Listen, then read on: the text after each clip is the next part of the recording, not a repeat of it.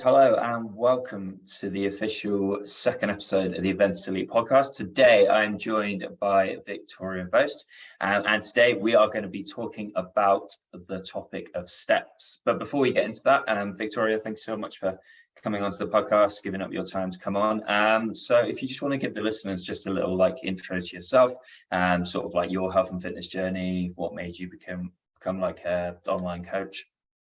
Yeah, so as you said, my name is Victoria Boast. I was in the bar and restaurant industry for about 18 years.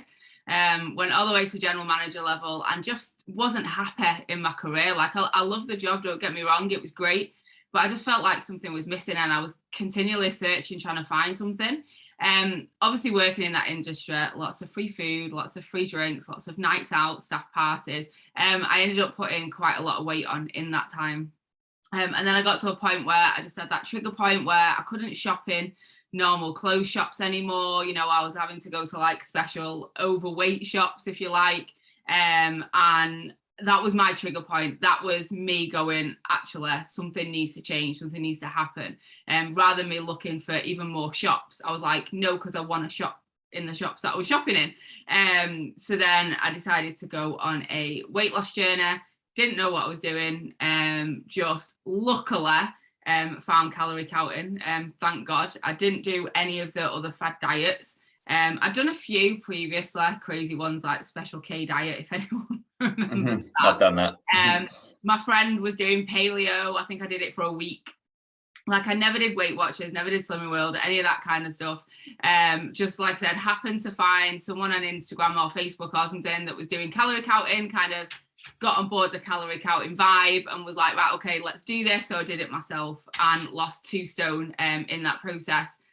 I then got myself a personal trainer in the gym. I was like, spoke to him in November, December. I was like, right, okay, January, like everyone does, let's get started. And after 2 sessions, I was like, this is what I want to do. And by the February, I'd enrolled on a course. And by June, I was on that course. And then by the 2nd of July, I'd qualified as level 2. I did the second part in August, qualified in the September. So literally within 6 months, just changed my life completely around from what I was doing and what I knew for so long into obviously losing weight and then obviously retraining as a personal trainer. Oh, that's awesome to hear, and congratulations on the 2 stone loss as well. But yeah, I can completely relate to the whole fad diets and stuff like that. You're there just thinking, why isn't this working? I've seen people do it and it's working for them, but it's not working for me. And then also like me, I used to work with phones for 2.5 years at O2 retail store, and I know what you mean. Every day I just felt like a robot doing the same thing. And there's all these KPIs to hit and everything like that. And I was there with customers just in the back of my mind, I'm bored out of my mind here. And I just didn't care at all about it. And I was like, I don't care if you get an iPad or with the phone, which is what managers were expecting of me and stuff like that. And when I found out really sort of how corporate companies are run with the way that you could just be replaced the next day. I found that a lot for sure. Yeah, exactly. Your heart and soul into something, and then someone else would get a promotion above you for absolutely no reason. And, this was obviously pre-pandemic, so people could just go and get another bar job. And I worked in Manchester city centre, so how many bars and restaurants, people didn't care whether they did their job to the full potential. And as a manager, that was really frustrating, that I was putting my heart and soul into it, and then no one else was really doing that. And that was what really frustrated me. Yeah, I 100% agree. And I remember the moment that it kicked in for me. When I started at O2, I was only on an 18-hour contract, and I was doing a load of overtime. So I was doing full-time hours, and they worked on a bonus system. So if you hit your KPIs every 3 months, you get a bonus. And so I was doing full-time and I started selling contracts. I was top of my store, and I was like, oh, I actually really enjoy this. And then we got to the bonuses, and then all the full-timers who weren't pulling their weight got the full bonus. And because I was only 18 hours, even though I carried the store, I only got an 18-hour bonus. I was like, hang on a minute, something's not working. Why should I do all the work here when I'm not going to get rewarded? So from that day, I was like, well, you know what, if you're not going to sort of pay me for all the time and energy I'm putting into this, earning you money, then why should I bother? And that's the moment it really kicked in. And now being self-employed, I could never go back to employed life. No. So, yeah, it just makes you work harder and stuff. you know how good you are at working, I know how good I am at working, and you know how much effort we put into our businesses and things. And I think that's kind of what was like the last thing for me. Like I said, you know, everyone else didn't really care, and same situation as you, you know, I was putting all this effort in, not necessarily getting the bonuses that was deserved. You know, the KPIs were too high or unachievable. And you know, it wasn't being rewarded for like the hard work and stuff. And you know, in your own business, you know, getting a client a result, you know, that's a reward. Like it doesn't necessarily have to be monetary reward like that we're looking for, but you know, a client getting like hitting a milestone, or you know, getting a revelation, or changing the mindset, you know, that's a kind of KPI I'm kind of going for these days. Yeah, 100% agree. And it's like I'm now doing like sort of like 12-hour days, but like I don't feel as tired as I was like doing a 9 to 5 job that was just like draining me. I wasn't fulfilled by. Now it's just like there's always something going on. And as you said, like when a client gets a result or they get a new personal best, it's like that feels so good for me. And you get so bored in these jobs because you're not passionate about them. You really don't care. They don't interest you, anything like that. So I think for you and me, yeah, we can definitely relate to that. And now in personal training, because we've got like a passion, like the fire's ignited. It's great, and it's just so nice to be out of that job role, because I think like sort of like blueprints, like school, university, go into a job 9 to 5, get promoted, work your way up, and it's like no. People need to ask themselves, am I actually happy right now? And I think the problem is like university, you're 18 years old even, you've got no life experience, and they're like, right, what do you want to do for a living? And I was like, I don't know. And I enjoyed drama at the time. So I was like, well, I'll do drama. And then like midway through the course, I was like, no, actually, I don't really enjoy this too much. I don't really want to do this as a career. And seeing how hard it was to be like an actor in like drama schools, I went to a fair few like auditions there, and it was just like, no, actually, this isn't what I want to do. I enjoyed it as a hobby, yes. But for an actual career, I was still finding that out. And 18 is a very young age. Yeah. And yeah, I went traveling. I had 2.5 years out, best time of my life. And fitness has always been a passion. Deep down, I knew that. And I was like, well, let's try and make a career out of this. Because if I can help people sort of the way I wanted to be helped, so like we say, going back to the fad diets and everything, and educating people to get their results in the shortest time possible, then that would make me happy. And now it does.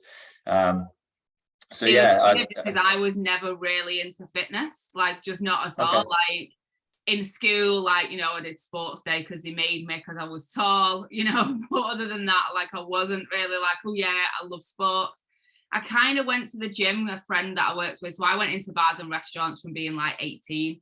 And I had a friend that was like, oh, I'm going to go and join this gym. And at the time, the only gyms around were like £50 a month.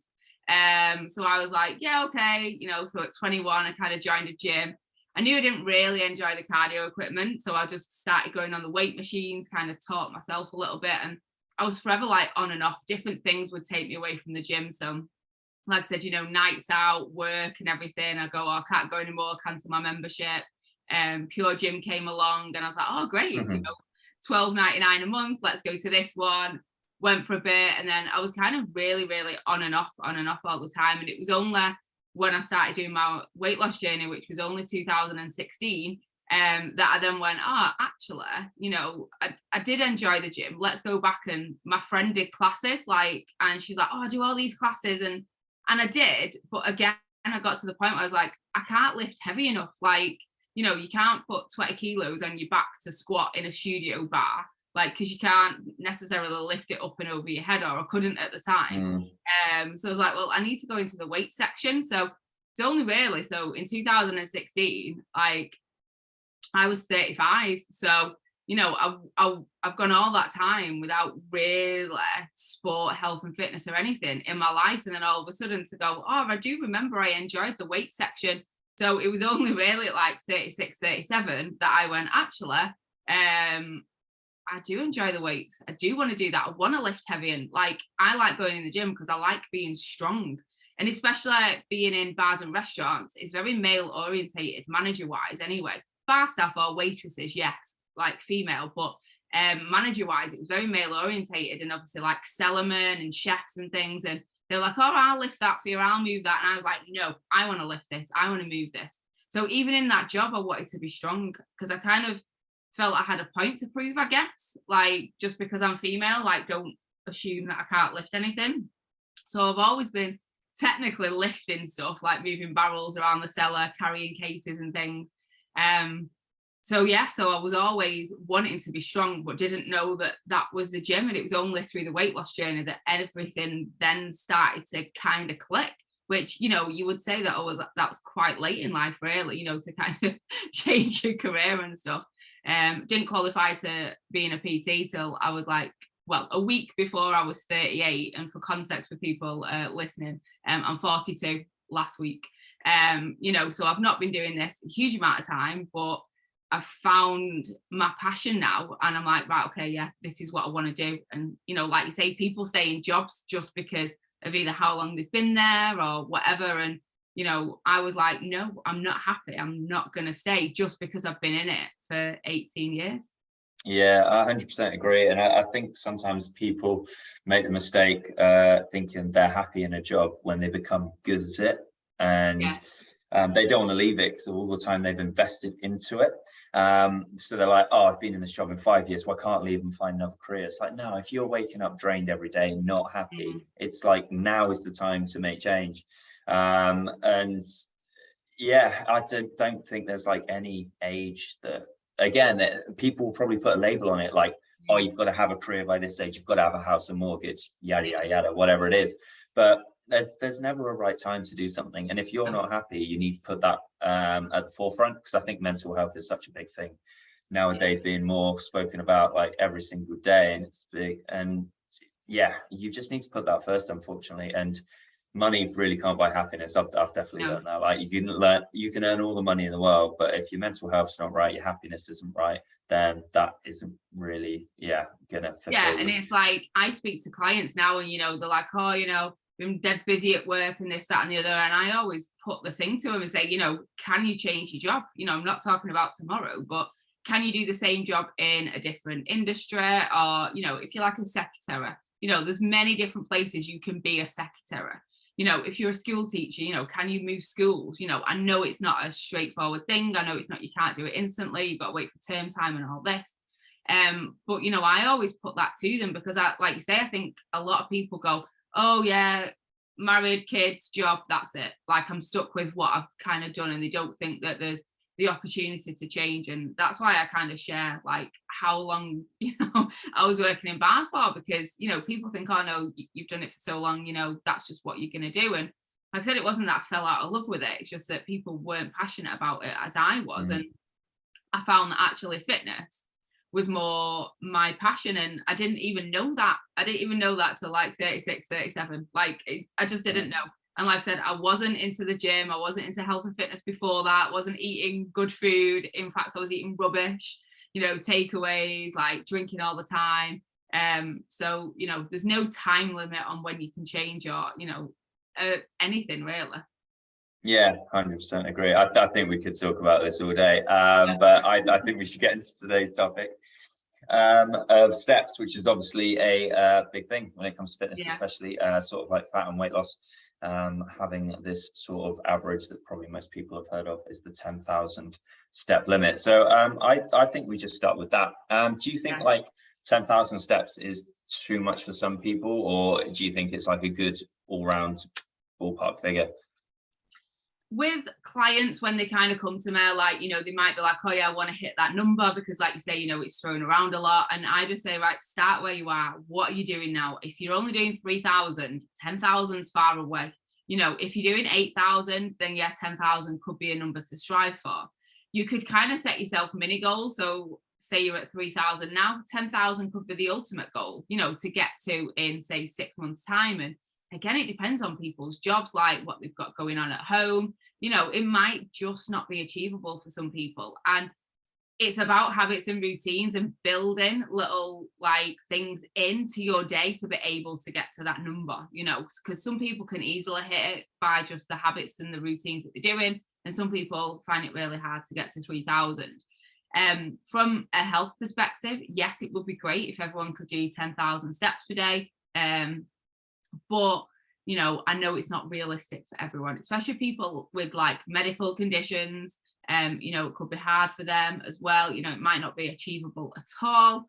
And I think it's like, the calorie thing, you know, oh, women should have 2,000, men 2,500, you know, it's just numbers that have been put out there as an average. But again, it doesn't relate to everyone, and it's very subjective and very specific to you and your lifestyle and what you want to achieve. Yeah, I 100% agree. And I think if people can't like hit the 10,000, they need to start where they are, like you said. So let's use that 3,000 for an example. Then all they need to do the next 1 to 2 weeks, just look at maybe trying to aim for 4,000. What habits can you incorporate to hit that 4,000 step target?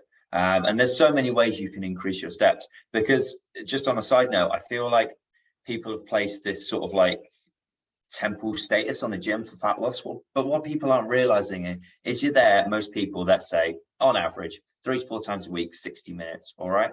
And Yeah. what are you doing for all the other hours you're awake? You can be moving more, and you just need to go through your day and look where you can move more. It's simple things like parking in the furthest car park away from the shops, parking maybe further away from work, walking up the escalators. Don't just stop, just keep going. Take the stairs instead of the lift.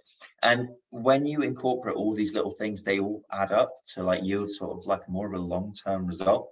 And moving more, I think I read it, you've probably heard of Ben Carpenter. I think he said an active person can burn 3 times the amount of calories than a sedentary person can. Right. And yeah, it's just being more active. And I remember when I lived in New Zealand, like I was in a deficit and I had a 9 to 5 office job, and you only get certain breaks. And I had like too many 15-minute breaks, but we had a lift up to like the office, and it just wasn't enough time to get out and get your steps in. So lunch was like 15 minutes, eat my food really fast, get out and try and do a walk as much as I can.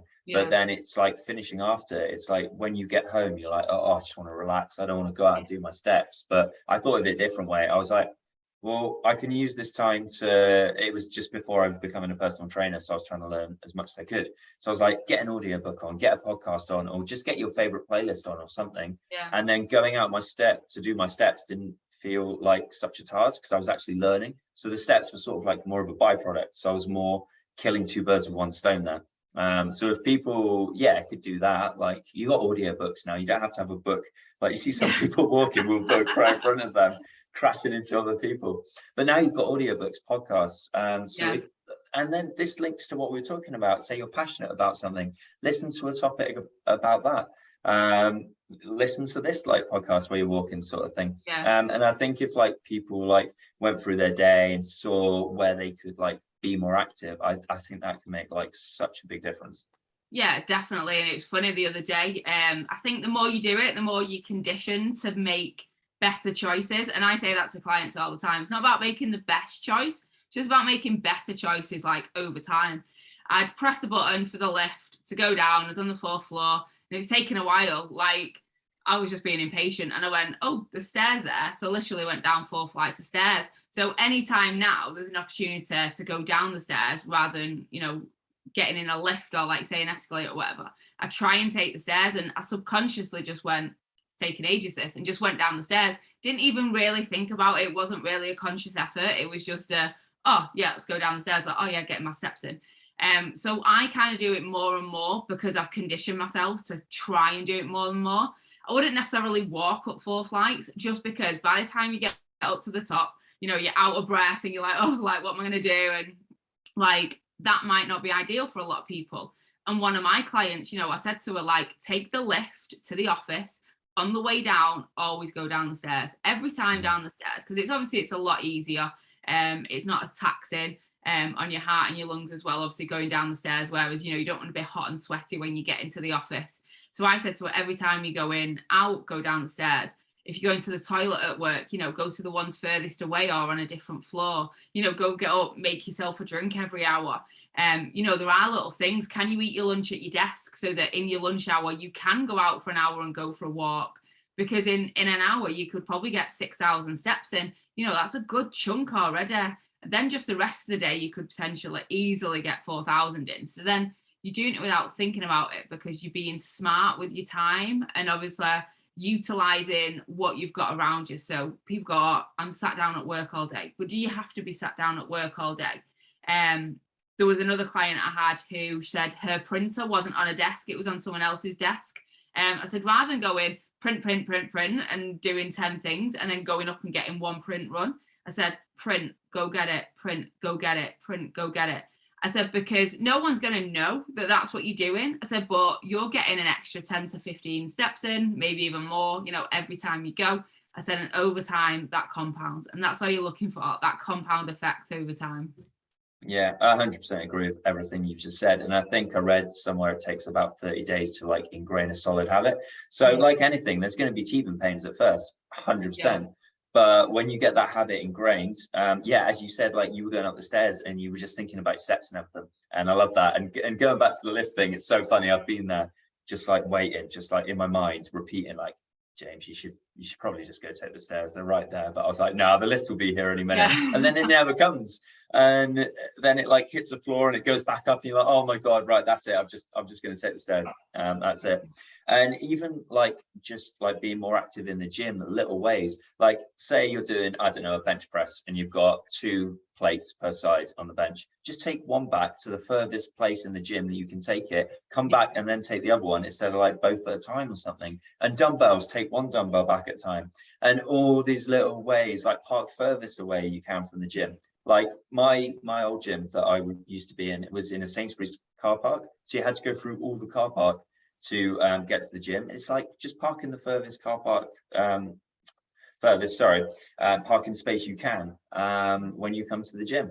And it makes all the difference. I remember, again, going back to this New Zealand office job, we had like a fire alarm and there were like 16 flights of stairs. It was ridiculous. And you can't use the lifts when a fire alarm goes off, obviously, for health and safety. Yeah. And I remember coming back in and we always just had to take the stairs, and like 1 or 2 flights in, you have these people not much older than me who are there just panting and just like, oh my God, I can't do this. And I was like, are you serious? Yeah. And I remember like when I was in a deficit there as well, I'd take those stairs every single day, like back and forth. I wouldn't take the lift.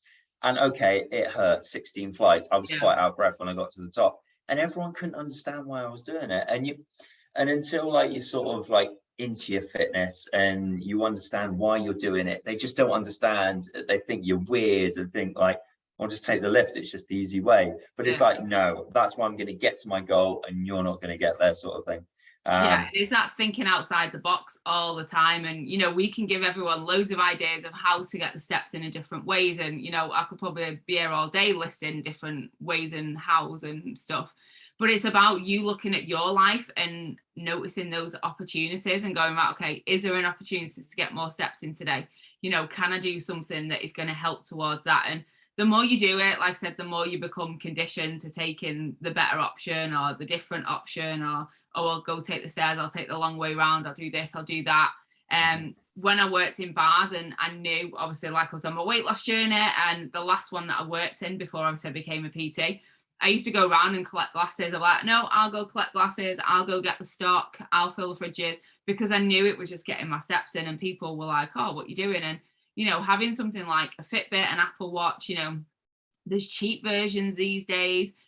You can have like little competitions with other people that are on the same watch as you, or there's different apps these days that can combine a few different watches that you can, again, have little competitions. And I'm quite competitive. So for me, being in a Fitbit challenge when I had a Fitbit was great, doing like Apple Watch don't necessarily do steps. But obviously Fitbit did, and it was good because you're motivated by other people, and it's finding out what you're motivated by. And if you are motivated by seeing your friend doing more steps than you, then it's like, oh, I best get a move on, best run around. And the other day I was like, oh, I've been walking around for ages. Someone's like, oh, how many steps have you done? Excuse me, because you see that you've got an Apple Watch on. Oh, I've done 12,000. Like, oh, I've done 14,000. It becomes this little bit of a competition. So you think then in the back of your mind going, right, they're 2,000 steps ahead of me. What can I do to get 2,000 steps in? So it's about making it creative, making it fun, not making it a chore. Because I think if you think it's a chore, you're not necessarily going to do it or want to do it. And I would never say to clients, eat protein, you've got to eat protein, because that's not motivating to anyone. I will tell them the good reasons for eating protein, the downfall of not eating protein, and then they can make that decision in their mind whether they feel eating more protein is going to be beneficial. And obviously it is, we all know it is. But I think you need to have that kind of understanding of why it's good for you, and that enjoyment as well of doing it. Like, because if I just say, oh, you've got to get 10,000 steps every day to someone and they hate it, how long are they going to keep that up for? They're probably not going to keep it up for very long, because they're just being told to do it. They've not got that internal kind of drive to do it. Yeah, 100% agree with that. And I think as when I started as a coach, it was like, oh, just 10,000. That's all I've learned, sort of thing. So that's all you're going to be doing. But now I do like weekly check-ins, and it's like clients aren't hitting it. So then I adopt that strategy that I was talking about. So say they're at 6,000. All right, 1 to 2 weeks, let's try to get 7,000. All right. And it's like one thing I've really helped, and hopefully this can help a lot of people, is just after you do a weight session, just jump on the treadmill for like 15-20 minutes. All right. You can put it in incline if you want, just sort of like 5 kilometers an hour. And then what you do, just get your phone or something, put Netflix on, or whatever you want to watch, and trust me, the time will fly by. We've got these like techno gyms, like treadmills, and they're like touch screen. So what you can actually do is swipe the screen away, and it shows you, it doesn't show you how like long you've been on the treadmill for. Because I feel like, I don't know if anyone feels this, but I feel like a treadmill minute is like, it feels like an hour, if I'm honest. And then you don't see it, and then you're watching your program, you get so caught up with it, or again, audiobook, podcast, whatever it is, and then you swipe back, it's like, oh, my cardio is done, and it's just like that. And your steps are up, and then like for me, I use my phone there, so it doesn't count it. And I feel this is another big problem for people. They're like, oh, but my phone didn't count the steps, and oh god, what am I going to do? I was like, no, you don't get it. It still counts. Like, just because your phone didn't count it, you physically did it. And they're like, oh yeah, you're right. Oh, that's okay then. It's funny, I used to have clients in the gym and they're like, oh my god, my Fitbit's died. Like, it's not gonna I was like, oh, this workout doesn't count then. Does not count. If you're not getting it on, it doesn't count. And I think it's getting out of that mentality, because like I said, you know, it's nice to have that challenge and, oh, look how many steps I've done. But then people sometimes rely on them too much and go, oh, well, my watch has died, so I'm not going to get my steps in. And it's like, that's not how it works. Like, your body doesn't like go, oh, I'll just sync with that Apple Watch and just see, like, you know, what you've done, and calculate that for your calories. It doesn't, you know. So whether your watch is working, whether you've got your phone on, it doesn't matter. You know, it's about you doing those daily habits and those actions to kind of get where you want to get to. And, you know, like you mentioned in the gym, doing a 10-minute walk before and a 10-minute after, you know, even that is like, you know, plenty enough to kind of get an extra couple of thousand steps in. There was one woman in a gym I worked in, and she used to just march on the spot between a set. So she'd do a weight training session. So she'd be on like the chest fly or something. And then in a rest period, she'd just be up like marching on the spot. And I spoke to her one day and I said, oh, I love it. Like, you know, you're getting your steps in, because I'm massive like with clients and, you know, steps and stuff. And she's like, oh yeah, if I do this in between my session, I get most of my steps in for the day. Plus I walk to and from the gym. You know, and that's everything that she needs to do done in probably 2 hours. You know, walking to the gym, doing the session, getting the steps in between, walking back, 2 hours of a day, she's done everything. You know, and obviously she was an older lady, so maybe she was retired, I don't know. But, you know, it's that mentality of like, I have this opportunity and this time to do something. She also said she'd lost quite a bit of weight doing that as well, you know. So it's steps are magical. I say that all the time. They're magical. Yeah, just relating, like as you said, like you had a woman in the gym. I coached this girl called Charlotte, I think it was, and she was about 21, and she had a kid. And so obviously already that's like hard to get your steps in. But I was like, she was just looking for some advice. And so I was like, right, I'll set you sort of just like a calorie allowance for your deficit, and then just try and get 10,000 steps a day. And she like just factored it around her whole life. Like, so she went to the supermarket, she took her kid with her and everything like that. And she was like writing this down on little like post-it notes. And then she sent me a picture of it. And she was hitting numbers like 11,000 to 20,000 just by making these small little changes. Yeah. And she lost like a lot of weight through that. And I think, again, going back to that point I made earlier in the podcast, saying about people think the gym is this like temple-like status for fat loss. It's not. You just move more, and it can incorporate so much, as long as like you've got your energy balance right and stuff like that. Because I think people forget that like we are just complementing sort of like the calorie deficit with exercise. So obviously the more you do, the more you'll get back in return, kind of thing, quite simply.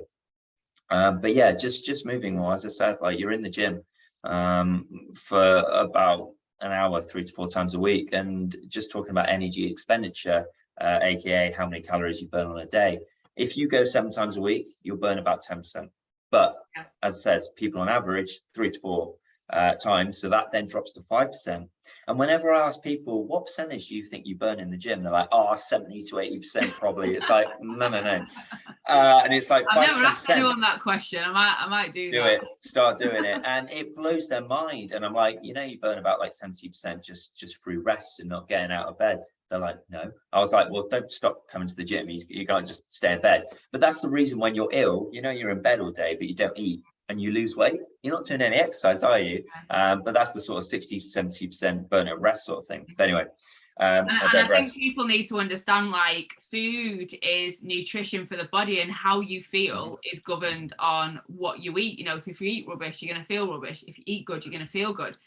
Steps are like that cardiovascular health. Like you said, you had to go up those 16 flights of stairs and people huffing and puffing. In an emergency, could you run somewhere? I mean, I'm not a runner at all, but could you potentially run for like a couple of minutes to get somewhere, or could you get yourself out of the situation? That cardiovascular health. And then the gym is so that you can be strong and so that you can survive old age, with like muscle wastage and bone degeneration. That is what the weight training's for, and I don't think people see it like that. People see it as, oh, you go to the gym to burn calories so that I can eat what I want, and steps just happen throughout the day, and I think it's reframing people's like mindset to going, right, well, food is your fuel and your nutrition. Like that is how you're going to feel depending on what you eat and how your body operates, and just kind of speaking to people in a different way of like communicating that to them. Like say, I've never asked anyone how many calories they think they burn in the gym, but I might do it from now on. start doing it. And you've just given me an idea actually to put in like my community client base, having like a step competition. So yeah, and then like get a rewards going for that. So if anyone's listening, well, if my current clients are listening, then you know what's coming. But if anyone else is listening, sort of, start doing that with your friends and stuff. And then that links on to like getting a walking buddy, joining a walking community group, anything like that you can do. And then you might make new friends. I don't know, meet the love of your life. You just never know like what door is going to open from all these things. And then just going back to it, like, yeah, people think like these 4 walls of the gym, you've just got to like use all these cardio machines. They're like magic or something. But what really used to like frustrate me is like summer days outside, people walk to the gym just to walk on a treadmill. I'm like, just walk past the gym, just carry on, get the vitamin D. It's going to do so much better, Go and visit somewhere like you've never visited before. Just go for a walk around that. Go explore. Don't just be walking on a treadmill just because you think that's what you need to do. And I completely agree with you. This is probably a whole another topic we'll cover in another podcast. But like the whole strength benefits and everything, people should be getting stronger, because like movement is key. And when you can't move when you're older, that obviously limits a lot of things. So you want to sort of like offset that as much as you can, and that's through strength training. And don't get me wrong, you need your cardiovascular, but everyone's like, oh, I need cardio, I need a cross trainer or a spin bike or whatever it is. It's like, you just heavy enough on weights, your heart will be pumping. Yeah, have you ever tried to do like try to do a set of like split squats? Everyone's like, oh no, you can't get out of breath on weights, right? You do like a drop sets on split squats, Jesus Christ, or walking lunges. I'm out of breath, it's horrible, I can barely breathe. So if anyone wants to try that, feel free. I'm out of breath just thinking about it. Oh, I know, right? It's horrible, isn't it? Yeah. But yeah, and you can make like weight training or like cardiovascular. You've got like sled, battle rope, stuff like that, supersets, drop sets, where you get no rest in between, so the intensity's higher. Even though you go into a lighter weight.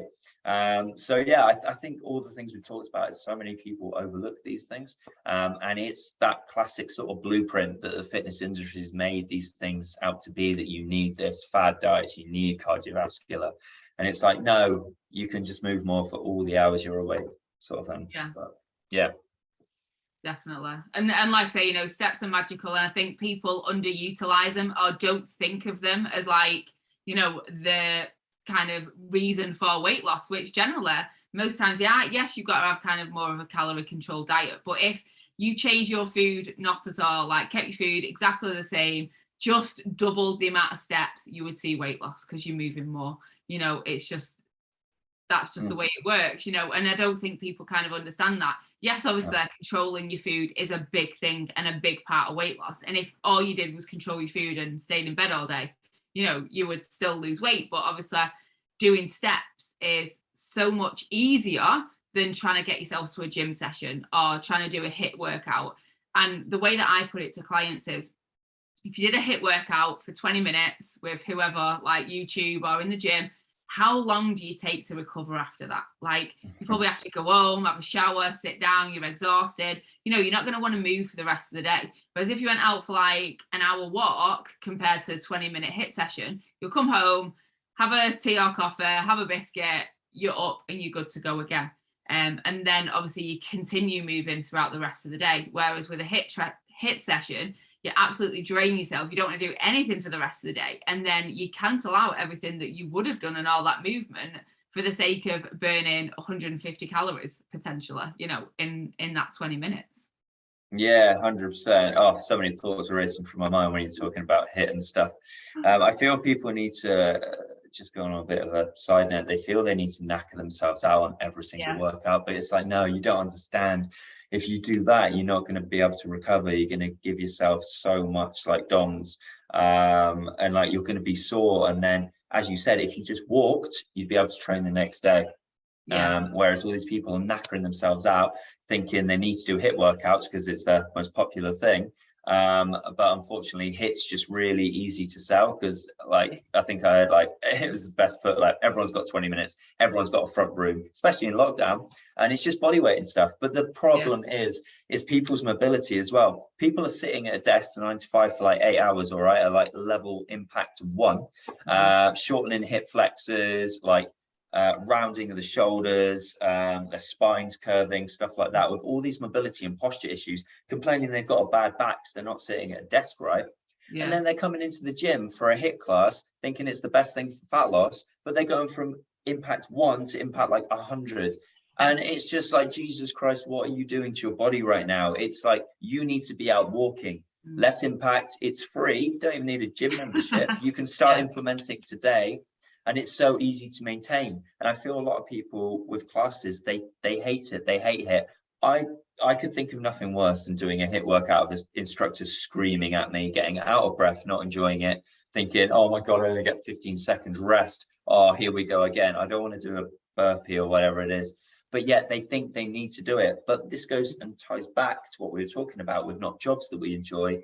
And it's a form of training people aren't enjoying. But they're not willing to trial other things. They're not willing to trial other jobs. They're not willing to trial another form of training. And like you, I got into weight training. Oh my God, I loved it. For progressive overload, always trying to beat myself, always trying to get stronger. You get that personal And again, it's that competition element. You're never going to hit the end of the weights. You just never. Whereas, like, say, like running, you might do a marathon, but you can't just keep doing another marathon and another marathon. Like, there's going to be a point where you've hit your ceiling of what you can do with, like, especially with anything that's like high impact or like HIIT training, you can only go for so long. Whereas weight training, you're never going to get to a gym that hasn't got enough weight. Like, there's always going to be more weight for you to add to the leg press, to the bar, whatever it is. And again, like, say it's that competition, seeing what you did last time. And I use an app with my clients so they can see what the previous session was, what the previous weight was, the reps was, so they can go in and go, right, okay, how do I feel today? Am I feeling really good? If I am, right, that's what I did last time, let's go in and smash it. Whereas if, like, oh, I'm a bit tired today, they go, well, that's what I did last time, I'll just stick with that. Whereas all these people go into the gym and they just don't even know what they're doing and just try and do things. And I think that's why people kind of tend to stick to classes, because they find the gym and weight training a bit intimidating. But then again, I worked in a pure gym and I'd see people on like a Tuesday, Wednesday night doing like 2 or 3 classes in a row. And I'm like, what are you going to be like in work the next day after doing 2 or 3 classes in a row? What are you going to go home and eat? Like, and people never change size. They were always the same size. I worked there for like 2 to 3 years. People never looked any different. And they didn't look any different because they weren't controlling the nutrition and they weren't doing any weight training. They were basically doing all this cardio in these classes just to then maintain what they were either doing on the weekend or drinking or whatever it is. I mean, obviously I didn't speak to everyone individually, but these people just never changed.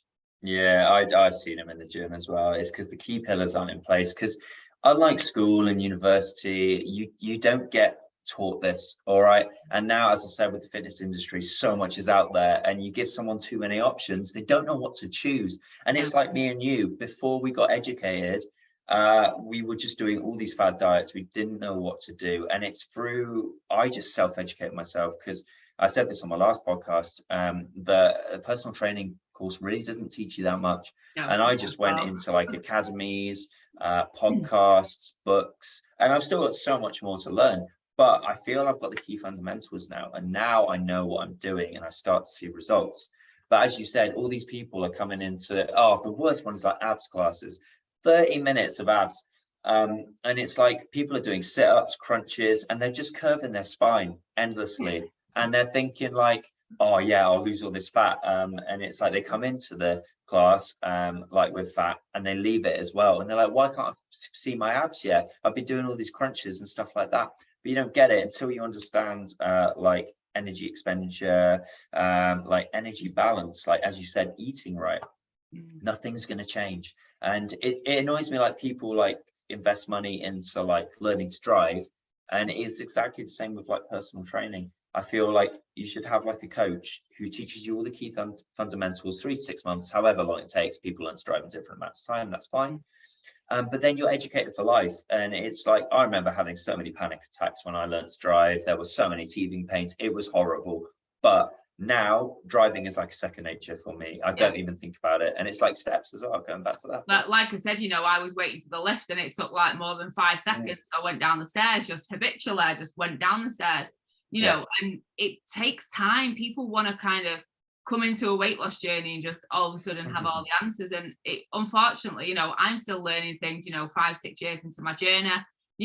I'm still kind of understanding things and changing what I'm doing. Like, and I say to clients, when we do goal setting, you may set a goal for the next 3 months, you may set a goal for the next year, but just remember when you get there, there's going to be a new set of goals, because then you're a different person. You go, actually, I now want to do this, or I now want to get to here. Like my big thing for this year has been confidence, and getting more confident in doing things like this, obviously podcasts, kind of putting myself out there a little bit more. I know I'm knowledgeable, so why am I not sharing it? Going to events on my own, that's a big thing. Like, going to a concert, going to a book tour, going on holiday, these are the things, and they end up holding you back in the end because we're so fearful of doing things. So this whole year since January, my goal has been about confidence and pushing myself out my comfort zone. 1, for me personally, like to grow as a person, but then 2, to kind of help my clients, because a lot of people that want to lose weight have probably got less confidence. And that's probably due to either the weight that they are carrying, or like you say, they're sticking in the job that they don't like. They're doing the gym classes because they feel that's what they need to, so getting more confidence in turn is just going to kind of help them as well. And I didn't think I'd set a goal of confidence, 6 years ago. I just wanted to lose weight. Whereas now it's like, oh no, I want to do confidence. So I say to clients all the time, set yourself a little goal. And then as you go through a fitness journey, it's going to change all the time. It's going to be ever evolving. The same way of weight training, it never ends. Like your fitness journey just never ends. And the more you can learn things faster at the beginning and get the right answers, and then you can develop on those right answers. Whereas if you start off with all the wrong methods and all the wrong ideas, you've then got to undo them. And it's like the driving, analogy, like you said, if you get in a car and you have a really bad driving instructor and he teaches you all the bad habits, how long does it take you to get out of those bad habits? It's going to take you twice as long. So definitely investing in yourself. I say that all the time. I invest in myself all the time. And I don't think, because we can all eat, we can all go to the gym on our own, I think people feel that they don't need to pay for it because they can just Google it. But I say, yes, the right answers are on Google, but about 10 times the amount of wrong answers are also on Google. And it's like, can you decipher which is right and which is wrong? Yeah, I 100% agree with that. And it's more for the accountability.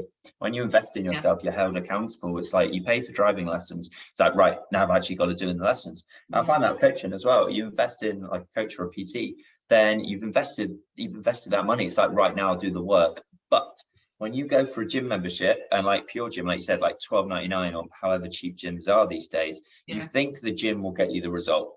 And that's why you pay for it. You just want the result. And that's why anyone sort of like pays driving lessons, coaching, they just want the result, but they need someone there throughout that middle journey to get them there to the result. But you've got to put in the hard work, obviously, because otherwise. Yeah, I mean, the amount of times I've had clients pay me and think that just paying me is going to get them the answers. Like, I got all the answers that you will ever need. I will give you all the support and all the guidance, but if there's no work being done on their end, they're just never going to get there. And I think the problem, I think, with society a little bit these days is like, you can Amazon Prime something, get it tomorrow. And, that isn't the same way with health and fitness. And I think our kind of ideals and, how things happen has kind of changed and been skewed a little bit, that we don't have to work for anything, get rich quick schemes and all this, and, all these pills and potions for weight loss. We're being told that we can get it quick, we can get it fast, and we don't have to put any work in, we can just pay this money and it'll happen. And it's like, that's actually not the reality, unfortunately. You do have to put the work in. And I think sometimes when you do it yourself, and you accomplish something, you feel better. I listened to a podcast recently and they were talking about IKEA, and they said the reason that IKEA is how it is, it's a little bit cheaper than obviously going getting something that's already made, but by you making it yourself, you add the value to that item because you physically put in the work to put it together. So it was a little bit cheaper, but that it was cheaper because you've got to do some of the work, whereas you could have paid extra for it to be done. But then when you do that work, you feel more accomplished because you've got this piece of furniture that you've put together and you feel proud of it. You're more likely to love it a little bit more. And I thought that was like a crazy way of, of not necessarily IKEA marketing, but their thinking behind obviously their products, their pricing, and how people are going to react to that product as well. Oh, I've never actually thought of it like that. That's really good actually. All I thought was just meatballs when you said IKEA, because they're so good. I just remember going to IKEA and they have like all the freebies of like all these biscuits and stuff, and so good. But sorry, I was just talking about food now. But yeah.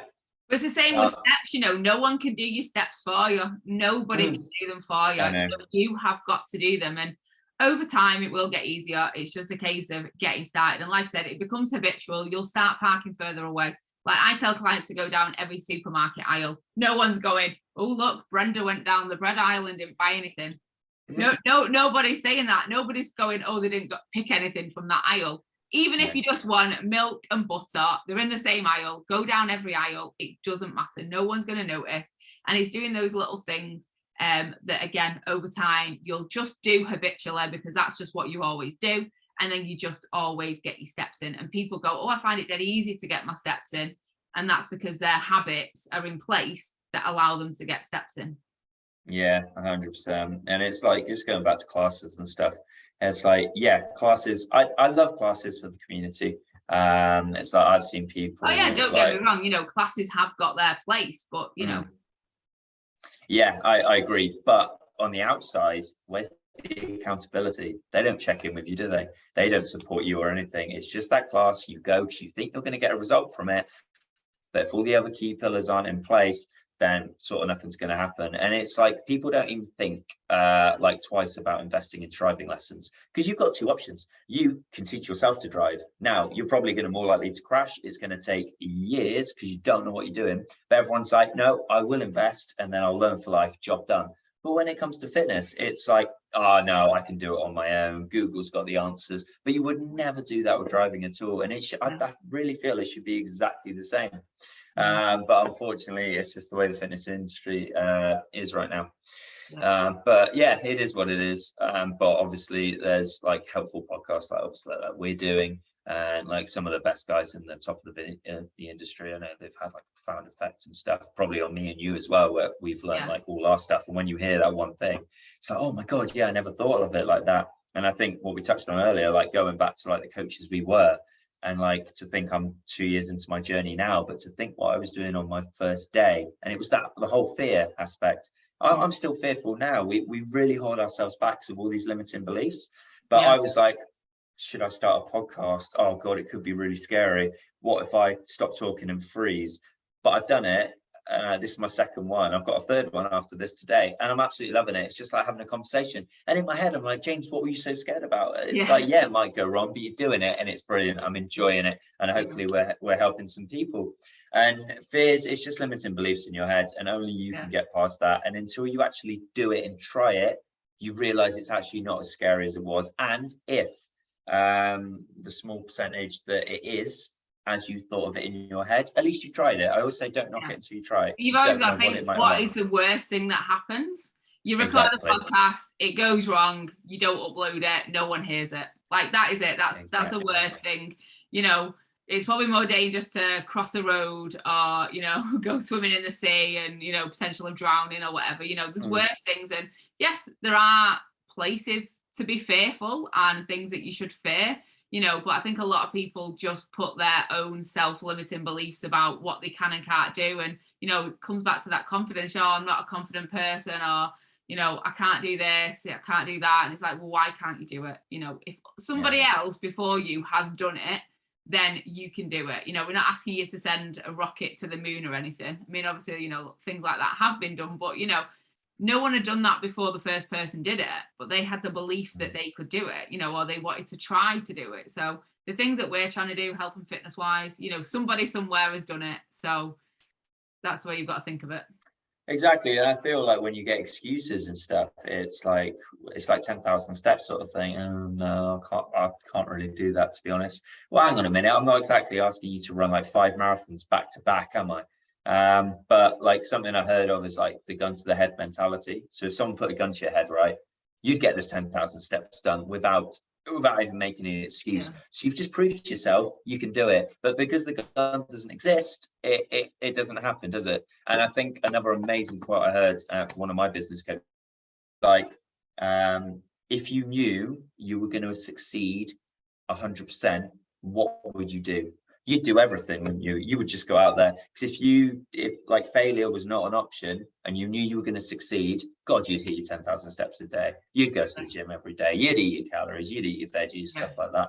And it's like all these quotes and stuff that can really help. And it's like, until like you sort of like educate yourself and listen to podcasts, read books, it's like you don't know all that stuff is out there. Unfortunately, you just see the classic blueprint and plethora of the fitness industry and what it is, fad diets, and just going back to what you said about the whole magic pills and everything's going to get you into shape. With that word now, like get a 6-pack now, get a 6-pack in 3 minutes. It's like, no, you're just misleading people. And then they get even more depressed when they don't have a 6-pack in 3 minutes. It's like, 3 minutes, you kidding me?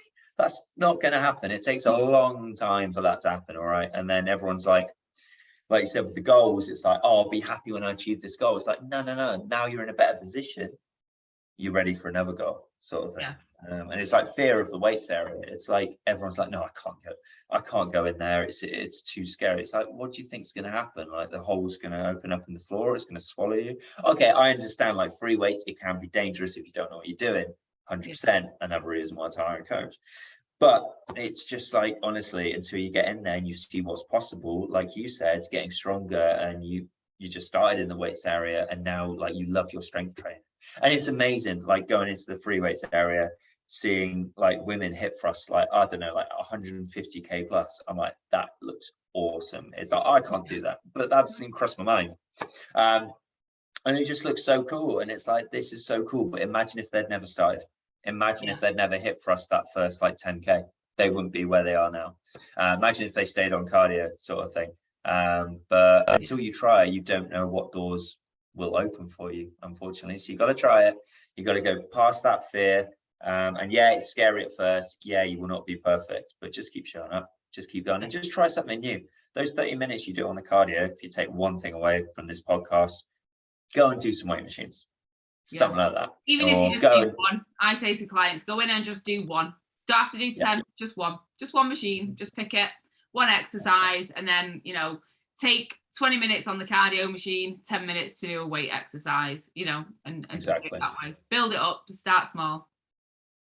Exactly that.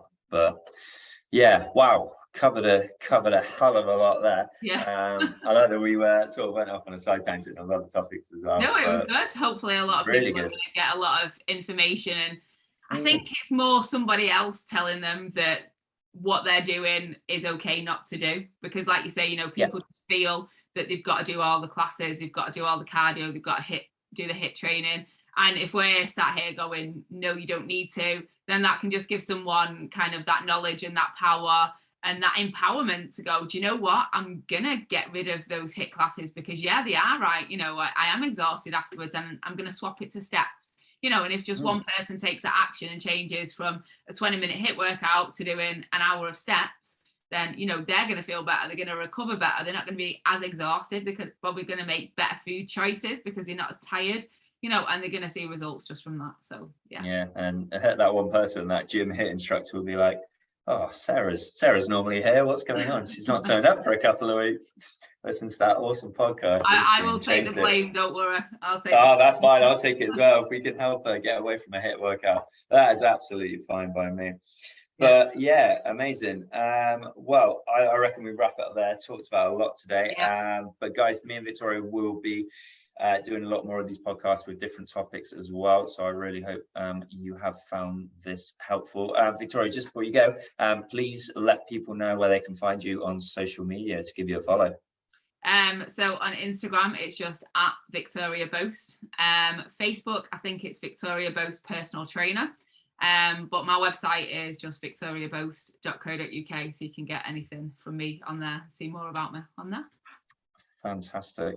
Hopefully you get some followers out of that, so that'll be awesome. But yeah, very successful episode, this one. Really enjoyed it. Just went off on a lot, but yeah, it felt great to vent, to be honest, because you don't really get to talk to like most personal trainers about this, and it's so nice to have someone else like to talk to and vent about it, and who has such a passion as well and has shared like so many similar experiences. So yeah, I'm very excited for the upcoming episodes that we're gonna do. Anything you want to add before we finish, or you all good? No, I think that's good. Like I say, if anyone's got any questions or wants to talk to me about HIIT training and why they shouldn't do it, feel free to drop me a message. I'm the one answering my Instagram, my Facebook. I don't have a team or anything like that. It's all me. So if anyone wants to ask me anything, feel free. Yeah, 100% second that. Yeah, please just reach out to both of us, guys, if you do have any questions, anything we've talked about, or anything else within your fitness journey that you might be a bit confused about. We are always here. But yeah, amazing, Victoria. Thank you so much for today. Really enjoyed it. And as I said, I'm very excited for the next one. All right. Yeah, speak to you soon. All right. See you soon. Bye-bye. Bye.